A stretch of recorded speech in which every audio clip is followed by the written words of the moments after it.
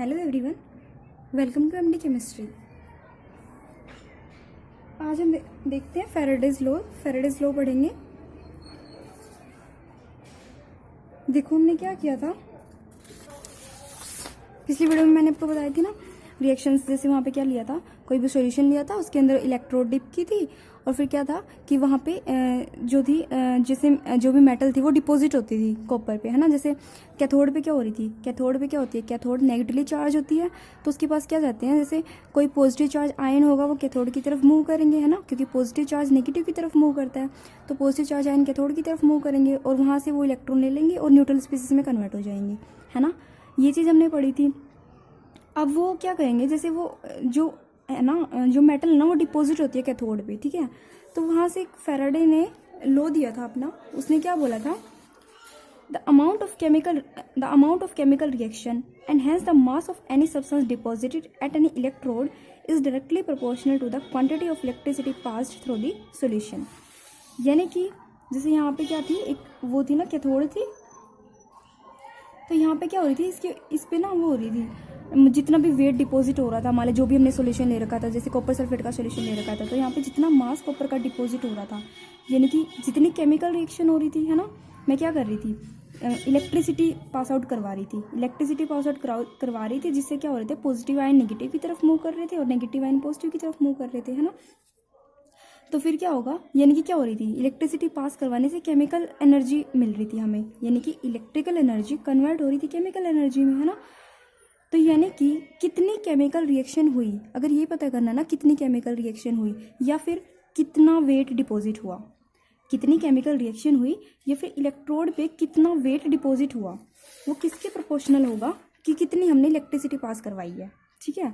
कि कितनी chemical reaction हुई या फिर कितना मास डिपॉजिट हुआ इलेक्ट्रोड पे, तो वो किस पे प्रोपोर्शनल होगा कि कितनी हमने इलेक्ट्रिसिटी प्रोवाइड की है, directly proportional to the quantity of electricity passed through the solution. जितनी ज़्यादा इलेक्ट्रिसिटी पास करवाएंगे उतनी ज़्यादा रिएक्शन होगी, है ना। तो उतनी ज़्यादा इलेक्ट्रिकल एनर्जी कन्वर्ट होगी केमिकल एनर्जी में। ये डायरेक्टली प्रोपोर्शनल होते हैं। तो यहाँ से प्रोपोर्शनलिटी हटाएंगे तो क्या आएगा, कोई कांस्टेंट आएगा, वो यहाँ पे मैंने z नाम दे दिया। तो W is equal to Z into Q. अब W क्या है, weight of substance deposited in grams, कि कितना सब्सटेंस डिपॉजिट हुआ है, ठीक है। वो कितना सब्सटेंस डिपॉजिट हुआ वो किसके प्रोपोर्शनल है, कि कितनी हमने इलेक्ट्रिसिटी पास करवाई है, यानी कि। और क्यू क्या है यहाँ पे, अमाउंट ऑफ इलेक्ट्रिसिटी, कि कितनी हमने इलेक्ट्रिसिटी पास आउट करवाई है, क्यू कूलम, ठीक है। मान लो क्यू कूलम इलेक्ट्रिसिटी पास करवाई है, तो W किसके प्रोपोर्शनल होगा, क्यू के। और Z क्या है, कांस्टेंट ऑफ प्रोपोर्शनैलिटी, और इसको नाम दिया गया है इलेक्ट्रोकेमिकल इक्विवेलेंट। Z क्या है, इलेक्ट्रोकेमिकल इक्विवेलेंट। और यहाँ से हमें पता है जो Q होता है ना, अमाउंट ऑफ इलेक्ट्रिसिटी, वो किसके वो क्या होती है, I इंटू टी, यानी कि हमने कितना करंट उसमें से पास आउट हो रहा है और कितने टाइम के लिए पास आउट हो रहा है, वही तो इलेक्ट्रिसिटी होगी। इलेक्ट्रिसिटी क्या होगी, Q is equal to I into T.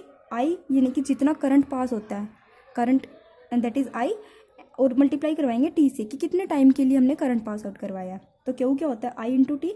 तो यहाँ मैं क्यू की वैल्यू पुट करूंगी तो डब्ल्यू क्या आएगा, जेड इंटू क्यू की जगह मैं पुट कर दूंगी आई इंटू टी, तो W is equal to Z I T.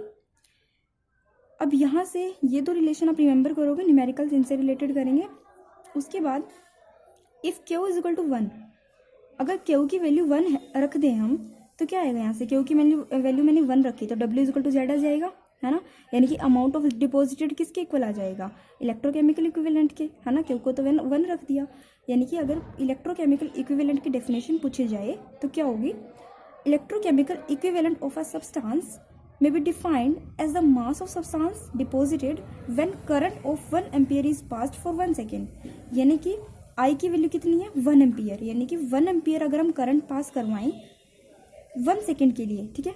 I की वैल्यू 1 एम्पियर करंट पास करवाया, कितने टाइम के लिए करवाया, 1 सेकेंड के लिए। तो T की वैल्यू भी 1, I की वैल्यू भी 1, T की वैल्यू भी 1, तो W किसके इक्वल हुआ, Z के। यानी कि इलेक्ट्रोकेमिकल इक्विवेलेंट किसके इक्वल हुआ, अमाउंट ऑफ सब्सटेंस डिपॉजिटेड के, है ना। और या फिर ऐसे बोल सकते हैं क्यू की वैल्यू 1 है, क्यू की वैल्यू 1 कूलम है, ठीक है। यानी कि क्यू की वैल्यू 1 कूलम का क्या मतलब है, उसका भी तो यही मतलब है कि 1 एम्पियर करंट पास आउट करवाया कि 1 सेकेंड के लिए, ठीक है।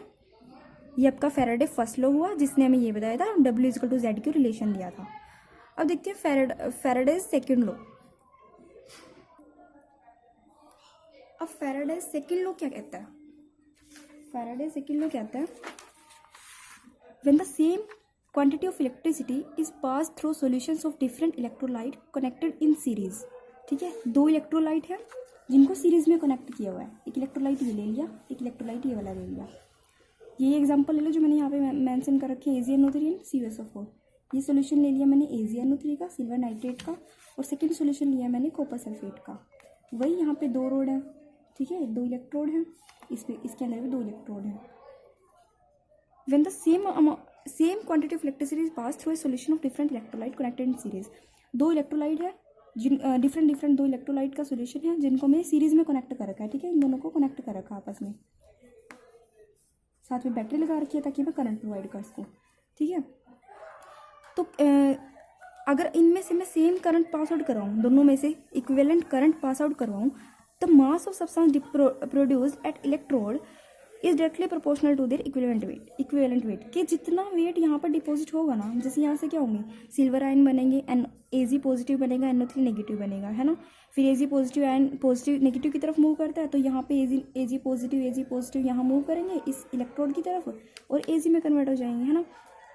तो यहाँ पे कितना Ag डिपॉजिट होगा, यहाँ पे सिल्वर डिपॉजिट होगा ना, सिमिलरली यहाँ पे कॉपर डिपॉजिट होगा, तो यहाँ पे कितना सिल्वर डिपॉजिट होगा, ठीक है, और यहाँ पे कितना कॉपर डिपॉजिट होगा, उनका mass, the mass of substance produce, कि कितना वेट डिपॉजिट हुआ है, वही बात है यहाँ पे कि कितना मास प्रोड्यूस हुआ है, वो किसके प्रोपोर्शनल होगा, उनके इक्विवेलेंट वेट के। ठीक है, जैसे एग्जांपल AgNO3 और कॉपर सल्फेट सॉल्यूशन लिया और सेम क्वांटिटी इलेक्ट्रिसिटी की पास आउट करवाई है। ठीक है, दोनों में से सेम इलेक्ट्रिसिटी पास करवाई है, तो mass of Ag deposited divided by mass of copper deposited क्या होगा, equivalent weight of Ag divided by equivalent weight of copper. क्योंकि फैराडे सेकंड लॉ ने हमें बताया कि जो मास ऑफ जो भी सब्सटेंस है डिपॉजिटेड वो किसके प्रोपोर्शनल होता है, उसके इक्विवेलेंट वेट के, है ना। तो यहाँ पे मास ऑफ सिल्वर डिपॉजिटेड किसके इक्वल होगा, इक्विवेलेंट वेट ऑफ सिल्वर पे के प्रोपोर्शनल होगा, और मास ऑफ कॉपर डिपॉजिटेड किसके प्रोपोर्शनल होगा, इक्विवेलेंट वेट ऑफ कॉपर के प्रोपोर्शनल होगा, है ना। तो यहाँ से ये चीज़ हुई। उसके बाद charge carried by 1 mole of electron. अगर हमें चार्ज पता करना ना कि 1 मोल इलेक्ट्रॉन पे कितना चार्ज है, तो वो कैसे कैलकुलेट करेंगे, charge present of 1 electron multiplied by Avogadro number.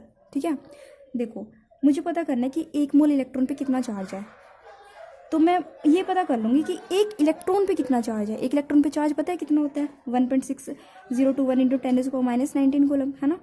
तो 1 इलेक्ट्रॉन पे जितना चार्ज है उसको मल्टीप्लाई कर देंगे एवोगैड्रो नंबर से, क्योंकि एवोगैड्रो नंबर क्या होता है कि जैसे एवोगैड्रो नंबर क्या है 6.022 इंटू 10⁻23, यानी कि इतने एटम्स हैं या फिर इतने मोलिक्यूल्स हैं। अब 1 इलेक्ट्रॉन को अगर मैं मल्टीप्लाई कर दूँ कि उसके अंदर इतने एटम्स हैं, 1 इलेक्ट्रॉन को उसकी इतने, या फिर अगर मैं इलेक्ट्रॉन की बात कर रही हूँ तो क्या होगा, 1 इलेक्ट्रॉन को मैं मल्टीप्लाई कर दूंगी 6.022 इंटू 10⁻23, यानी कि इतने इलेक्ट्रॉन से मैं इसको मल्टीप्लाई कर दूंगी, तो मुझे क्या पता चल जाएगा कि कितना चार्ज है मेरी 1 मोल इलेक्ट्रॉन पे। क्योंकि 1 मोल का मतलब ही क्या होता है, 1 मोल का मतलब ही तो होता है 6.022 इंटू 10⁻23, है ना। तो फिर अगर मुझे 1 मोल पे चार्ज पता करना है तो वो क्या होगा, एक इलेक्ट्रॉन के चार्ज को मल्टीप्लाई कर देंगे एवोगैड्रो नंबर से, यानी कि इसको कैलकुलेशन सोल्व करने के बाद इतना आता है, जिसको अप्रोक्सीमेट इतना ले लिया जाता है। ठीक है, 96500। ये इसको F नाम दिए, ये क्या है, फैराडे, इसको फैराडे ने दिया था ना, इस वजह से इसको नाम दे दिया फैराडे। और इसकी वैल्यू क्या है, कांस्टेंट है ना, फिक्स है वैल्यू, कितनी वैल्यू है, तो फिर इसलिए इसको क्या बोलते हैं, फैराडेज कांस्टेंट बोला जाता है। ठीक है, वैसे क्या होता है ये F, the quantity of electricity, कितनी इलेक्ट्रिसिटी पास आउट करवाई है। ठीक है, तो क्वांटिटी ऑफ इलेक्ट्रिसिटी उसको क्या बोल रहा है, 1 फैराडे, मतलब जो यहाँ पे जो इलेक्ट्रिसिटी है वो क्या है, 1 फैराडे। और F ये इसको क्या बोल सकते हैं, फैराडेज कांस्टेंट भी बोला जाता है, क्योंकि इसकी वैल्यू क्या है, कांस्टेंट।